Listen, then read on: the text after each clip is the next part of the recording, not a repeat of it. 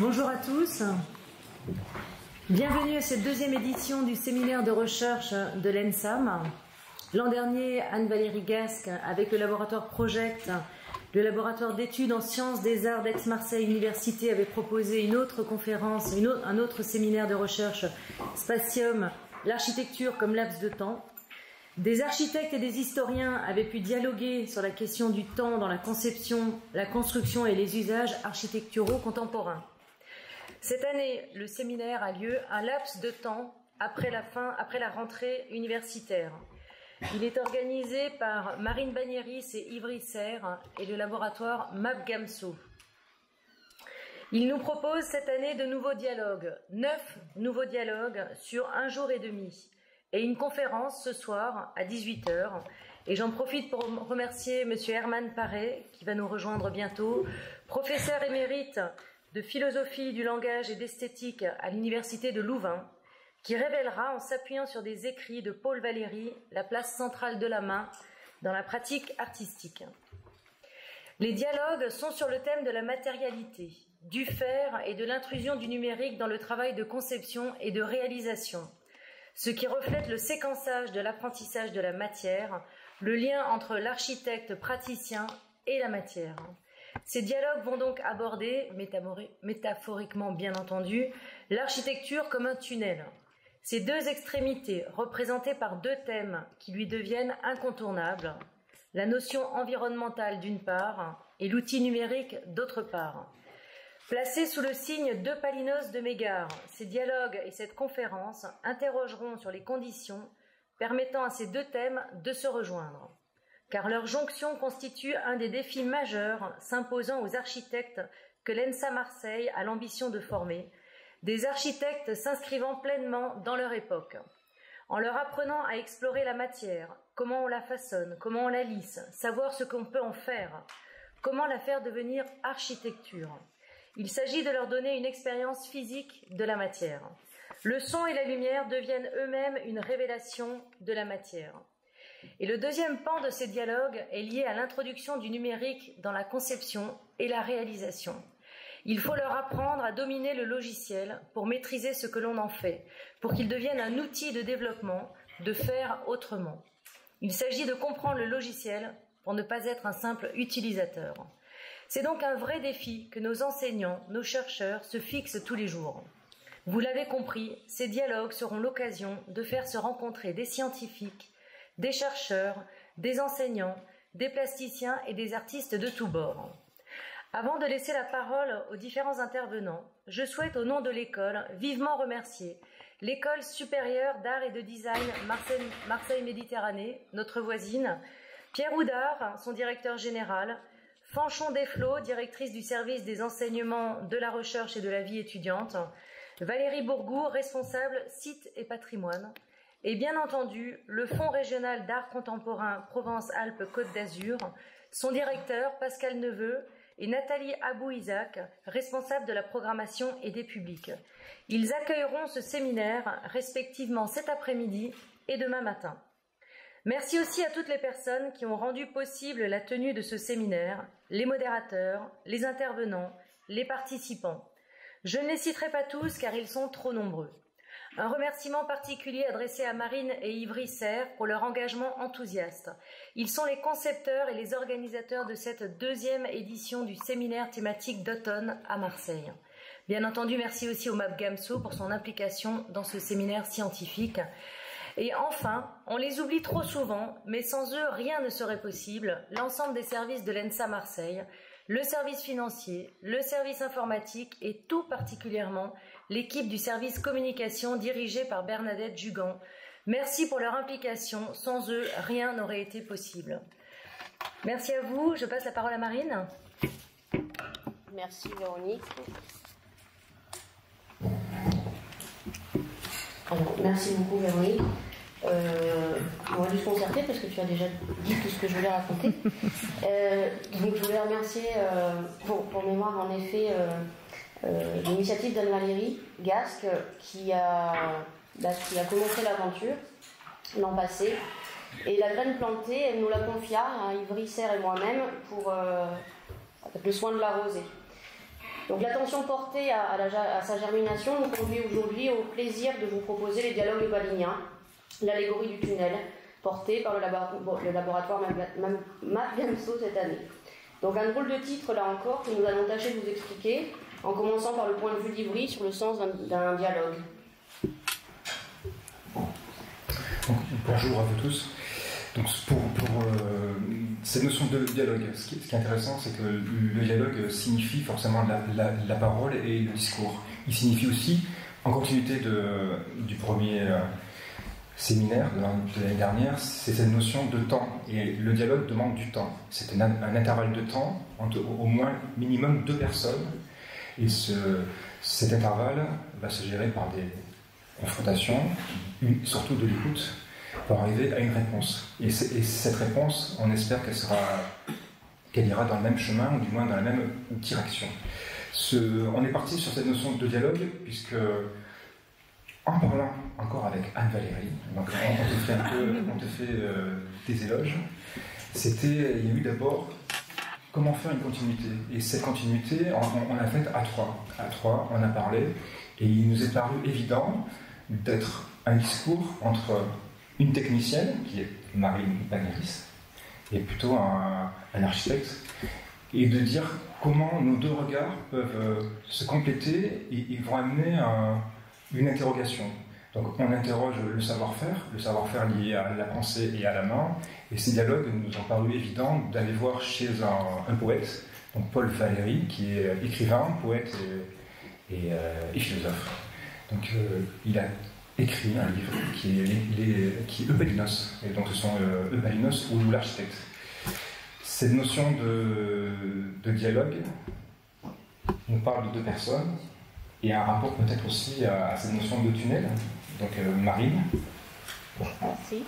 Donc on a la version de Palinos ou l'architecte avec Ivry. Je vous propose celle de Palinos ou l'ingénieur du 6e siècle avant Jésus-Christ. Donc ces dialogues paliniens se réfèrent donc également à l'œuvre de Palinos de Mégare. Il s'agit d'un tunnel qui serait le premier tunnel excavé avec méthode par ses 2 extrémités. Jean-Michel Fratquin nous en parlera plus en détail au cours de cette matinée. Ces 3 demi-journées vont être scandées par des dialogues où les approches des interlocuteurs sont perçues comme autant d'entrées possibles aux 2 phénomènes majeurs qui s'imposent à nous, enseignants, praticiens, chercheurs et étudiants. Il s'agit des préoccupations environnementales et des technologies numériques. L'apparente dualité de ces phénomènes interroge l'architecture dans ses dimensions de durabilité et d'immatérialité et invite explicitement à questionner ses rapports à la technique et à la poésie. Aussi, nous dédions cette matinée à l'intangibilité de la matière. Que porte cette matière, qui pourtant ne se touche pas, et qui nous conduirait à révéler son héroïsme social? Ivry, tu l'entendais plutôt sous l'angle du regard. Donc le premier acte, qui est, donc vous avez compris, il y aura trois actes. Le premier acte, qu'on appelait le regard, et du moins la notion de regarder. Regarder, Marine le voit plus du côté de la matérialité. Pour moi, dans nos dialogues, je le vois du côté de l'immatérialité. Donc c'était cette notion plutôt liée à l'esprit. Donc l'esprit, comment on regarde et comment on pense.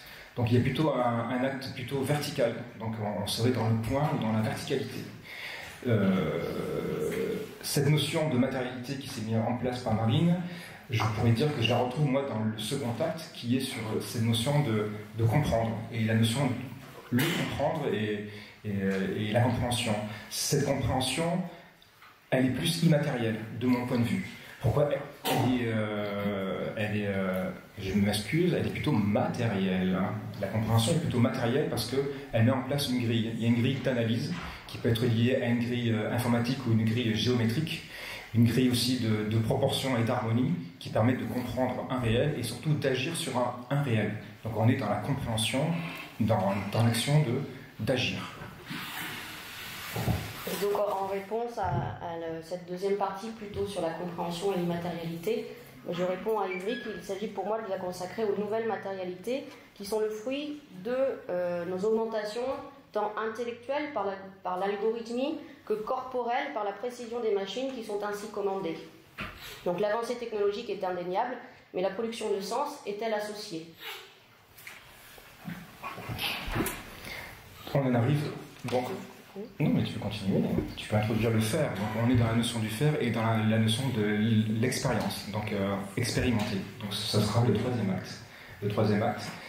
Je pense que c'est là où nos regards et la réponse peut-être se rejoint avec Marine, et on arrive à peut-être l'interrogation que l'on pose, quelle est la part de la main. Comment la main manipule ces notions entre l'esprit qui est la verticalité, entre la compréhension qui est plutôt du domaine du plan, parce qu'on peut le voir dans une trame, et dans l'action du faire, qui serait plutôt quelque chose de linéaire. Donc on est dans quelque chose de linéaire, parce qu'il y a une idée de progression, et une idée de linéaire où il y a des va-et-vient. On progresse, mais en avant et en reculant.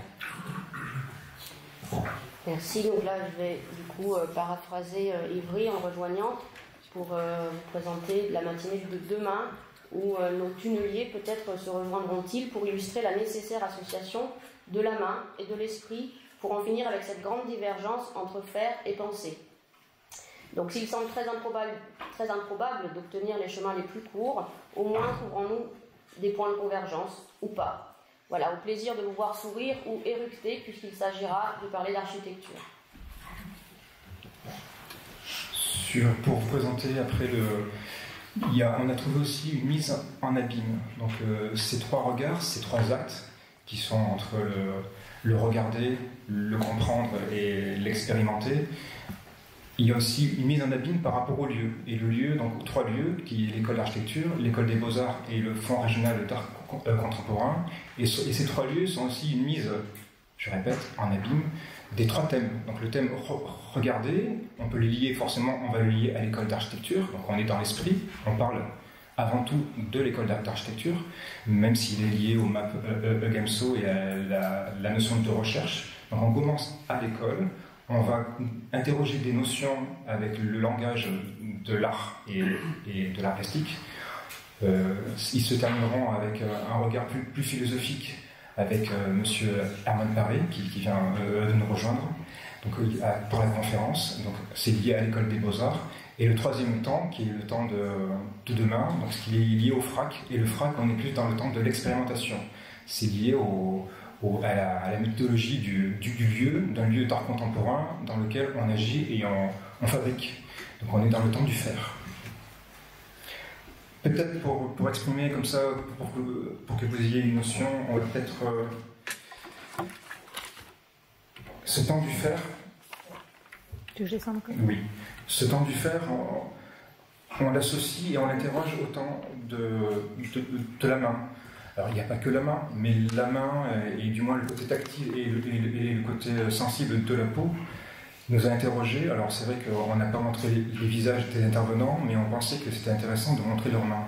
Et leurs mains dans leur manière de fabriquer et leur manière aussi de penser. Ces temps de pensée, ces temps de main, ces temps de pause, vont être liés donc à ces dialogues. Et ces dialogues, alors on va descendre, alors on a la programmation. Donc on a la série de dialogues, et pour vous expliquer la règle, parce que ce qui est intéressant aussi avec Paul Valéry nous parle de la règle et de la notion de la loi. La loi est pour citer une phrase qui est importante dans le livre de Palinos, c'est la plus grande liberté née de la plus grande rigueur. Donc on a besoin de rigueur, et cette rigueur on va l'appliquer dans nos dialogues, et les dialogues seront à chaque fois... On aura 2 monologues, chaque intervenant parlera de sa propre vision, donc 20 minutes chacun, et il y aura 20 minutes dédiées après à un échange entre les deux dialogues. Bonjour à tous, et donc nous allons commencer effectivement cette première session par la notion du regard, et précisément par l'action de regarder. Et de voir comment la matière se dévoile ou pas dans cette action de regarder. Je vous propose d'accueillir peut-être tout de suite nos 2 premières intervenantes, les dialoguistes, Emmanuel Gallo et Caroline Châtelet. Nous voulons introduire un morceau de Palinos pour chaque acte. Socrate. J'ai trouvé une de ces choses rejetée par la mer. une chose blanche, et de la plus pure blancheur, polie, et dure, et douce, et légère. Elle brillait au soleil, sur le sable léché, qui est sombre, et semé d'étincelles. Je la pris, je soufflai sur elle, je la frottai sur mon manteau, et sa forme singulière arrêta toutes mes autres pensées. Qui t'a faite, pensai-je? Tu ne ressembles à rien, et pourtant, tu n'es pas informe.